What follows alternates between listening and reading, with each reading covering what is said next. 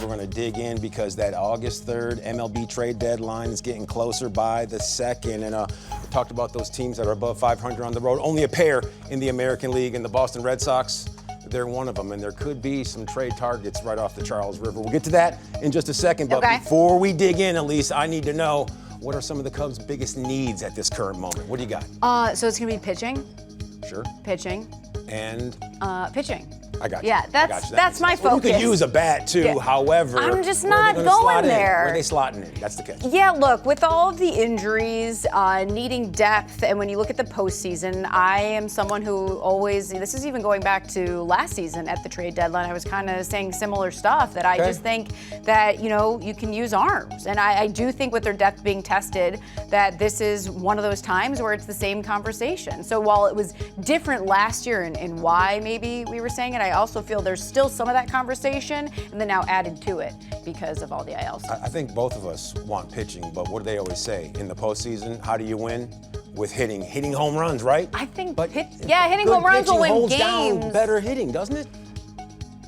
Good pitching holds down hitting. Yeah, that's why you want pitching. Exactly, so let's go. Who are we targeting? Oh, okay, so you're now leading to the next point. All right, got it. We just said home runs. Okay, so look, I'm throwing out Freddy Peralta and Luke Weaver. So we're going back to the Mets for a deal, even though they just got David Peterson. Why not? Okay, Freddy Peralta. So this is someone who he's going to be a free agent after this season. Familiarity with Craig. Yes, and there's another point for you. So you kind of have a rental familiarity with Craig. This is someone who's having a down year relative to how he has pitched in the past. He was an all-star last year. He had a 2.70 ERA, to give you an idea of that inflated 4.68. This is someone who can be really lights out. The Cubs know that, of course, facing him a lot.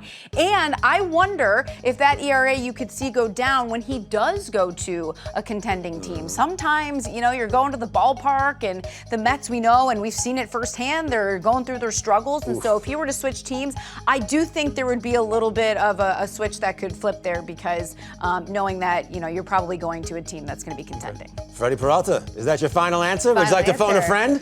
Sounds like Who Wants to Be a Millionaire music. All right, Freddy Peralta, that's the first target. Second target, I need you to pull that arrow back and shoot. Okay, so it's basically a double deal with the Mets. And so we go to the starter side, and now we go to the reliever side, Luke Weaver. This is someone. Do you think that the Mets are going to make deals like that with the Cubs? Again? I don't know. Let's hope. Let's find out. These are things that I'm just throwing out there. And not just staring over your shoulder. I don't know what the Mets have. I don't know what they're looking for. I should really say I know what the Cubs have. I don't know what the Mets are looking for, because that's really always the question in all of this, right? Like, what do the Mets want? Do the Cubs have that? And then I'm just I'm just throwing this out there as bring these guys to the Cubs. How you make those deals work? Well, you look to see if you can make it happen between who you've got on your big league squad and who you've got in the system. They've already done one deal with the Mets, and could they do another? We shall see. But, that $11 million next year is not completely unreasonable that Weaver would be owed. I mentioned that Peralta is a free agent after this season. So the asking price, because Weaver's been doing well, could be maybe a little bit higher, but perhaps a little bit lower on Peralta. So these are all the things that I don't really think about, and I just throw out names because I say if you need pitching, go out and get it, and there you go. Make it happen. There you go. And you're the studious one of the bunch, I would like to say. However, if I was grading, I'd have to give you an incomplete, because you said pitching, pitching, and pitching. Oh, well, I just went with 2 arms. Yeah, I was told I could do 2 or 3, so I just went with 2. I don't know. Okay. I threw those 2 you know out what? there. I went the next You had level. 3? I went pitching, pitching, and pitching. You want That's extra right. credit. Don't worry about that. Is that because you didn't do your homework from earlier in the year, so you have to make grade up for point it? average, absolutely. Yeah. This is all extra credit. I'm going José Soriano. We know how good he started the season. I like him as a pitcher, yeah. I think the Halos, they like him as a pitcher as well, but apparently winning, not very important. We've heard Artie Moreno go on record and say that Angels fans, they don't necessarily care about a World Series championship, but maybe José Soriano does. And if he'd like to jump on the Cubs bandwagon, there could be plenty of room. And then we're going to Colorado. Pitching, that's not their strength, as we know, but Ryan Rollison, we saw him a season ago. He was a member of the Colorado Rockies, and he came over here, like you're talking about with Freddy Peralta. Maybe the change of scenery, that winning change of scenery, could light a fire. So Antonio Senzatela, we know he throws absolute pellets. The rest of 2026, $5.16 million. And then Michael Lorenzen, his numbers,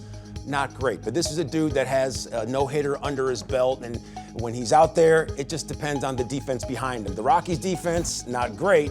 The Cubs defense, however, They get after it. They Yeah, pick first it. we know it's really hard to pitch in Colorado, and so guys like that are, always maybe looking to be dealt at the deadline.